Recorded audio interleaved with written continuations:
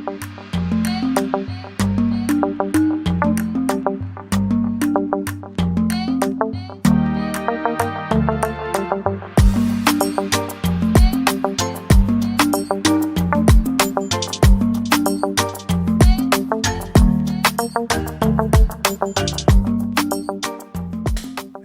welcome to the King's Court. We're going to talk about some current affairs. Go. We've got King Lord Soggy here. To my right, we've got... Your boy Marty. And then to our left, we've got King. Grown man bars is something you got to deal with. What? Who that? Who that? It's rap battling, man. Come on. APR, like the stock. Get your money up, man. Oh, you didn't let us jump in. He's got a strap line, he won't let us jump in anymore. He did it really quick, like, no, this is my bit. Back away. Yo, let's dive into some current events. Obviously, we got UFC 265 tonight. Yeah. We did a little preview of it, but do you know what? I wasn't excited, but Embedded has got me really excited now. Interim heavyweight. Honestly. Wait, what's that about? Why have they given that an interim? What's that? We don't need to talk about that anymore. Uncle Danus, you have to sort yourself out. And I think he's basically, for me, he's trying to turn it into, and it doesn't make any sense because UFC is one promotion, but he's almost trying to create like an IBF and a WBC, and he's almost trying to take a ranking of belts to trying to get WWE, Intercontinental American, the original profiler, you know. So we're jumping sports here, but do you know what? I'm super excited. It's gonna be Cyril Gane. What are you saying? But my initial choice was Cyril Gane. And I didn't know that he was actually a training partner of Francis Ngannou. They were both in France coming up together, and I've seen some good footage of them sparring together, and I'm excited. I'm very excited.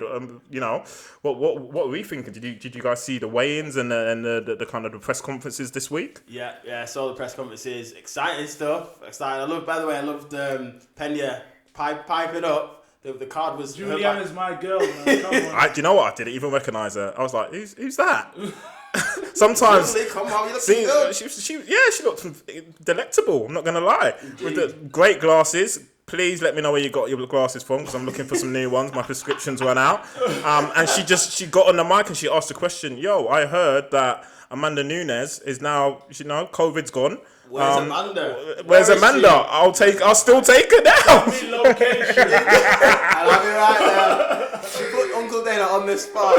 You see him, he's like, as soon as possible. It's coming. He didn't know what to say. He wasn't expecting an actual fighter to get on the mic. So I like that. I like that little twist. Love that. But yeah, I saw obviously Cyril Gane. Obviously he got booed because it's Houston and Lewis's hometown.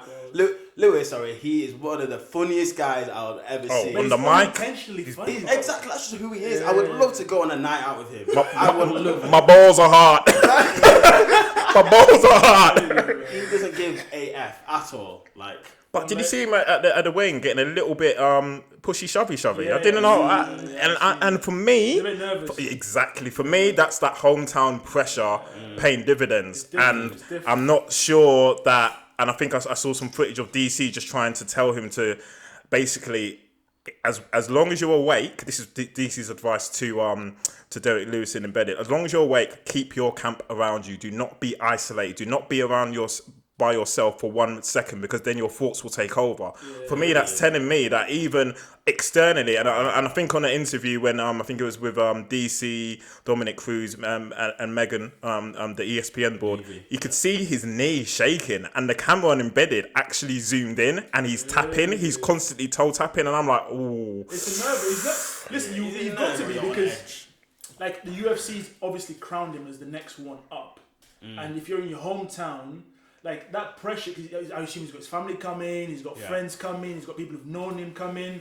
And also I think that played a part in Masvidal also taking a loss, because Masvidal had this whole, for him, Kamaru was just he's going to be a fighter, he's not going to knock him out. He's got his friends coming, family coming, and he's going to do the job. And it weighs on you, man. Being a home fight weighs on you. So what's our pick? I'm still with Cyril Gane. I'm sticking with Lewis. You sticking with Lewis? I'm sticking with Cyril Gane submission. Woo! Simple. For me, the way I see the fight shaping out is when I look at both guys and when I saw the weigh-ins, Cyril Gane for me just reminds me of a Anthony Joshua in terms of the build. That their stats are very closely matched, and even if you think of the way the second fight went between Anthony Joshua and Andy Ruiz, for me, in terms of the technical, keeping the fighter away and the technical abilities, that for me is how Cyril Gane wins the fight. He just has to keep Derek away from him, avoid that massive right hand, and just pick him off. And then for me, Derek Lewis is the Andy Ruiz in this. He's the shorter man. He's the bigger man. Did you see the weighing? Because I think there's a limit on heavyweights, and he was only half a pound under it. He was at 264.5. But Cyril Gane was at 247. So, 247. So, obviously, you don't want Derek Lewis to get on top of you because he's almost, I think, a stone and a half heavier. But he can't do that. But he can't. But in terms of pressure, it's going to be an interesting fight. So, I'm excited. That's our picks. I've still got Cyril Gane. Come on, Lewis. It's going to be fun tonight. Can't wait to watch that card. See who's got egg on our chin. Yeah. And then we've got, I think, an announcement. I think it hasn't been announced yet, but it's been targeted for a November card at Madison Square Gardens. Oh, guys. News. It's Justin Gaethje versus Michael Chandler at MSG for November. Okay. Let me be honest. I don't like Gaethje's energy. What? In general or recently? No, just like with this fight, I don't like it. Okay. Like he's common. You see, I don't know. Have you guys heard this common like consensus among the MMA community that Michael Chandler's like a guy that no one likes? Apparently, they say that he's two-faced. Apparently, and like he plays up for the camera and stuff. I'm thinking, is it just like? So is he another John Jones? Is it just, I don't know. In terms of the fakeness on the mic, like the cameras are there and then the cameras are off, and he's like, "I'm gonna slap your wife's ass." I just don't like Gaethje though. I just think it's a bullying tactic. Like he's a new boy. And everyone's going against him. And what's he been saying? Yeah, I need to catch up on this. Gaethje was like, I've not fought anyone that I've disliked in a long time, and I'm enjoy punching your face in. Really? And Chandler was like, something like. Is this over Twitter or? This is when he was getting interviewed. Oh, were they interviewed together? Yeah, I need to catch up on that. Yesterday. Gaethje was getting interviewed, and Chandler was on the panels. Yeah. Chandler was like, "Hey, be careful, Gaethje. I'm here. I can hear you because I don't care if you can hear." Come on, Justin. I like that. He's come on like a crude, like a he's on crud type of thing, but I don't know. There must be some beef or some history behind it because obviously he's new to UFC, but he's around gyms. He's around the gyms. Of course, and there's new word spread, but I don't know. It looks like it's bullying to me. Of course, you can't bully someone that's a UFC like an MMA champion, but it could just be. Let's be honest. It could just be jealousy. Chandler's been wanted and coveted for quite a while. He jumped in straight away and remember he was back up. So they would have met on Fight Island. So there would have been tension around there where Justin's almost like constantly watching behind his back going, if anything goes wrong, this guy's taking my spot. And then Chandler, to be back up and I think to even sign to the UFC, he's probably on significantly much more money than Gaethje. So there's more jealousy there. It might easily just be a jealousy thing. Honestly. You've come in, you haven't earned your right in this organisation, you're already top 3. Gaethje's had to do it the hard way. It could just be a jealousy thing, and I back that energy because he's like, you're the new boy, you're probably on more money than me. They're trying to make, you're on the ESPN panel, they're obviously trying to build you up because he is very good on the mic and he is kind of Mr. Captain America. So I get where Gaethje's getting that energy from. I completely get it. What do you think, Mardy? Yeah, I think the same. He's a corporate man. Chandler's a corporate man. 100%. He is Mr. America. He's your picture perfect American citizen. My guy has got a black kid. I was going to add that. A black kid. He's a good Christian boy, man. He's got one tattoo on his body and it says blessed. Fair dues. But what I think it's going to be a great fight. These guys are striking. Banging. Bangs. Chandler bangs. And you know what? For once, I don't know. I might actually be scared for Gaethje. I might actually be scared for him. It's a good one, It is. I'd have to wait till close to the time to give a prediction, but it's a good one. Yeah. It's a good one. But that's been targeted for, like I said, November the 6th at Madison Square Gardens. The caveat to that, again, I hope this might be breaking news to some, is so Chandler, I won't get too political because I know the world is divided between people who get jabbed and people who don't get jabbed. Yeah. Yes, we're talking about the vaccine. We won't talk about the status of that because, although we should one day just to make the comments interesting, but not right now. Listen, Because get we're a vaccine, man. Go live your life. Anyway, moving swiftly on. So Chandler has basically said, I'm not anti-vax, but I'm not going to be vaccinated by November the 6th because he wants the vaccine in America to be FDA approved, which it isn't because it's still an experimental drug. Okay. So that is what Chandler's put out there. So obviously New York this week is now upping its rules in terms of if you're not vaccinated, basically you can't be part of life, and that includes taking part in sporting events and being anywhere indoors in public. Yeah. So that's going to be a caveat to that.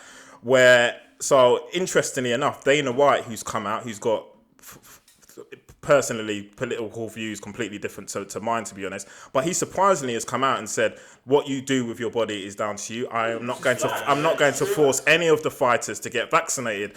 So respect to Uncle Dana for that. Loads of respect. Yeah. I really respect that. But that dream fight might not happen because of New York's rules around that. So the card is already going to be new. So the card. So yeah, move the fight. Move the fight. Go to Vegas, man. Go to Vegas. Easy. Everything allows. Everything's allowed. Fight Island, whichever, man. So yeah, that one is watch this space. Watch this space for sure. Nice. Also, in terms of the build up for UFC 265, like I said, which a couple of weeks ago you'd be like, oh, Lord Soggy's not very excited about this. He's talking down all of the fights. Now I'm just like, I can't wait for tonight.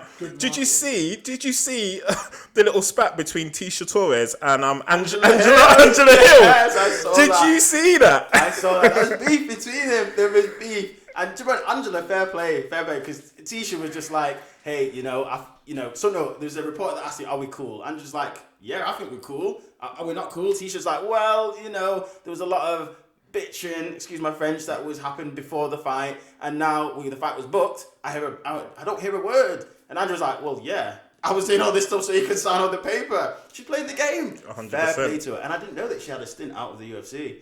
And she had a stint out of the UFC. She come back. We didn't notice because she was so active on Twitter during all the fights. She's there all the Every time. single fight, she's in the comments. If anyone hasn't noticed, watch when the little Twitter feed comes up in a UFC fight. In the left bottom corner, Angela is... Hey, trigger fingers turn to Twitter fingers. 100%. She's all over those fights. So kudos to her because, she's kept her name out there and relevant. And like Marty said, I didn't even know she'd had a break away from the UFC because she was always in those comments. Exactly. So and Tisha, let me just take a moment to look at Tisha's physique. Oh my gosh. My word. Not going to lie. Very vascular. She looked blenched.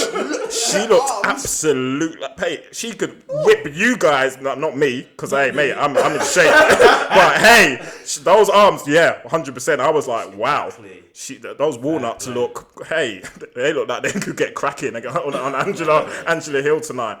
But did you see Angela Hill's the comment that I want to bring light to was, she said, oh yeah, your record was very different pre-USADA. She said it. And then Tisha retorted like, yo, what you talking about? And she said, yeah, hey, you're forgetting all us fighters talk. I've heard you were at the same juicing bar as TJ Dillashaw. She said that on the mic at the press conference. What do you think to those comments? I think it was funny. Because afterwards she was just like, hey, nobody's going to mind. Doesn't matter. Because even TJ's got his own juice bar now. So it's like, fair play. But she was denying it. She was saying, oh yeah, I've not been kicked out of a gym. What gym have I been kicked out of? Yeah. So it's like, who do you believe? It's basically? spicy, man. It's saucy, that one. It is.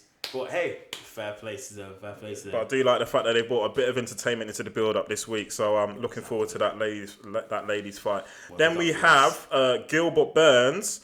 He's some breaking news. This is what he's just put out there. Hey, Leon Edwards, we all know you deserve the title fight. Yeah. You should be the one fighting, but you won't get it. You won't get it sitting out, and you won't get it off the number 7 guy in Masvidal, coming off 2 losses and 12-8 in the UFC.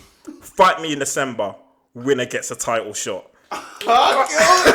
This is WWE. This is winner gets. What is that? Yo, I love it.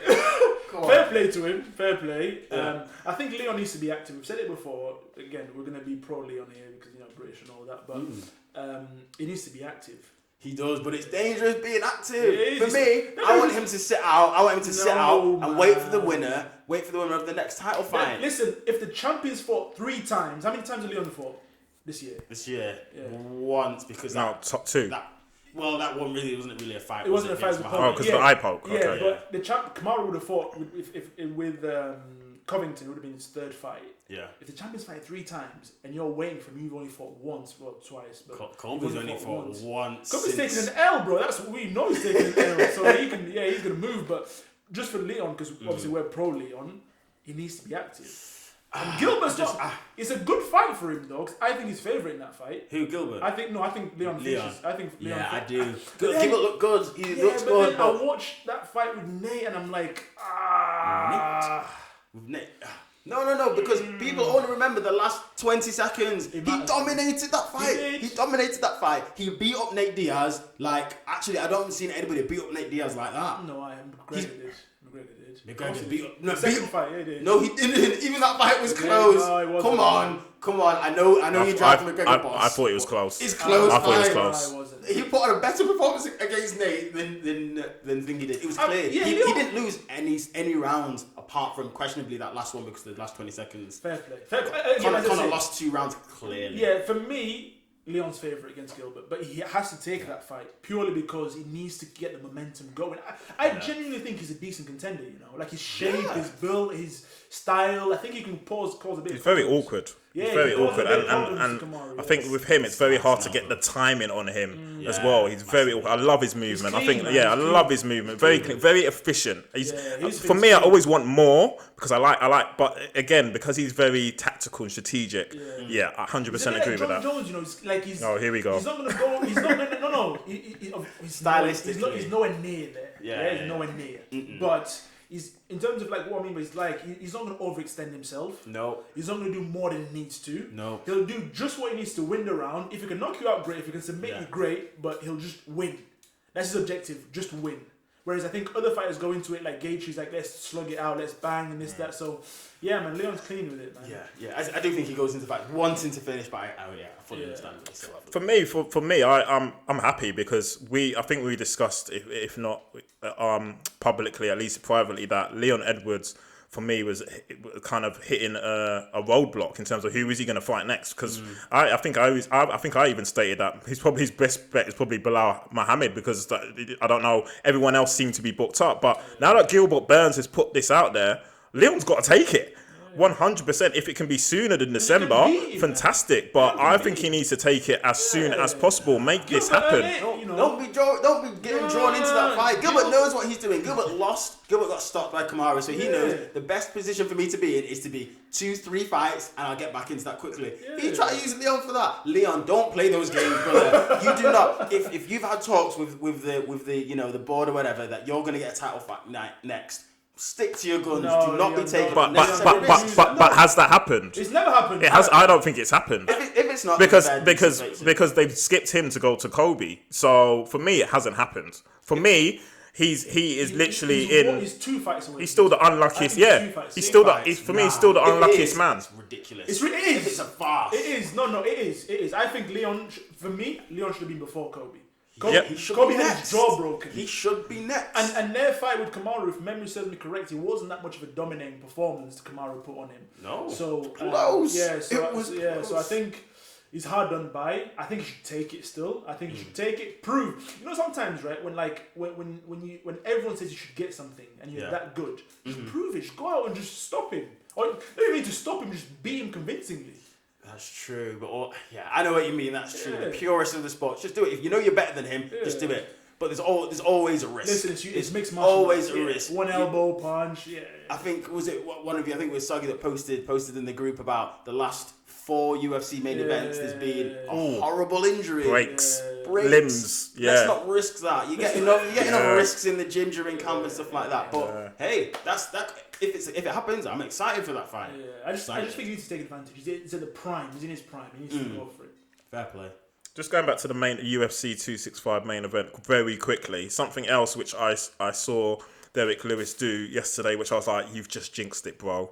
was when they were having a face-off at the press conference just before the weigh-ins, and he actually grabbed the belt out of Dana's hands and put it in the air. For me, that's sacrilege because, i.e., in the UK, when you, for example, you get to the FA Cup final, you don't even look at that trophy. You just walk past it. You don't look at it. Same as the World Cup. Same as the U. For me, those big those big football trophies. You don't touch it. He's gone and held it aloft. For me, you've just created a meme for yourself, especially if you get starched tonight.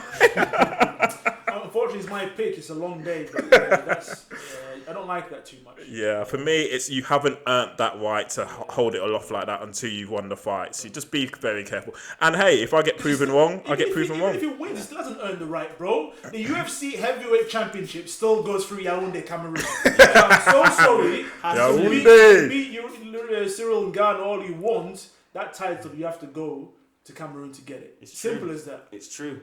And to be honest, if I want Cyril Gane to win because I think the fight between him and Ngannou will be fantastic. Ooh, I think it would because remember we've already had Derek Lewis versus Ngannou, and that was an absolute stinker. Absolute stinker. As we say. Yeah, so bad. And Derek Lewis got that win somehow. But he got it somehow because nobody threw. I think we give both L's. It was so bad they should have put that fight down as a no contest. Literally. Exactly. Great. And then final one for me in terms of this news events. Did you guys get to see Khabib hotboxing with Mike Tyson this week? I've not watched it yet, but I've seen some clips. It's a good watch. So we've got obviously the host Mike Tyson. We've got Triple C. He's also co-hosting with Mike Tyson. Then we've got and then we've got Khabib on there. And it was just I definitely recommend watching it. It's just a good hour watch. What's his English like on it? Because sometimes Khabib's English is fantastic. Sometimes it's all good. I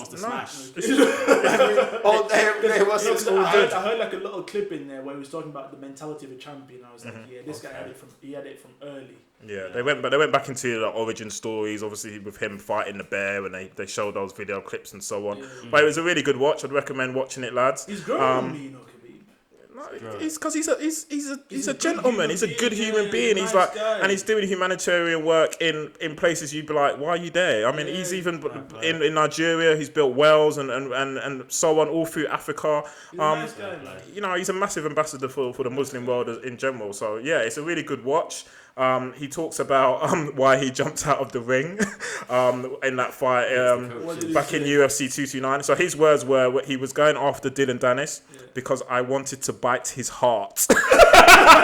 His words. I'm not even paraphrasing. I wanted to bite his heart. That's why he jumped out of the ring. I've never heard that one before. Dylan Dennis, I don't really know much about him at all, but he's just there causing this dirt. Jake, what's his name? Jake Paul. Jake Paul was after me the other day throwing like ice cream at him off his truck and stuff like that. And a few other people have had beef with him and stuff. He's just come back from injury. Okay. And I think he's not even a UFC fighter. What is he? Oh, really? Okay. He's a Bellator. I think if I'm not mistaken, he's got issues with Uncle Dana. If I'm not mistaken, and that's why he's because obviously he's a close sparring partner to McGregor. So because I haven't even seen him sparring with McGregor for at least the last 3 or 4 years. I think McGregor's obviously. McGregor's moved on to Paulie Malignaggi, man, Khabib's a top man. But yeah, really good. And actually, he doesn't purposely do it, but he gives Conor a little bit of a backdoor. So obviously Conor's going crazy on the tweets, and then these tweets always get deleted. So Khabib's rationale for these tweets are that he believes that Conor is drunk when he tweets, or his words, or intoxicated. Then sees his tweets the next day, and hence why they always end up being deleted. So for Khabib to say that and not just go, he's just straight up evil, I thought, wow, do you know what? What a man. He doesn't rate him like that. I don't think it's coming from a sensible. I just think he does not rate the guy at all. Like, I just think he just doesn't rate him at all. Like, for him, for Khabib, McGregor's the scum of the earth. Yeah. And whatever he does, he accepts it because he knows that the guy he is what he is. But guys, finishing off with the McNugget, we definitely need to do a Chronicle series on the McNugget because I've got a lot to say, which I'm biting my tongue for this series. But that's the latest news. Hopefully some breaking news for you. Looking forward to catching up with you all. Yeah. This is the King's Court. Court has been in session. This is Lord Soggy. Yeah, it's your guy Mardy. APL. Like, share, and subscribe. I'll be signing out. Peace.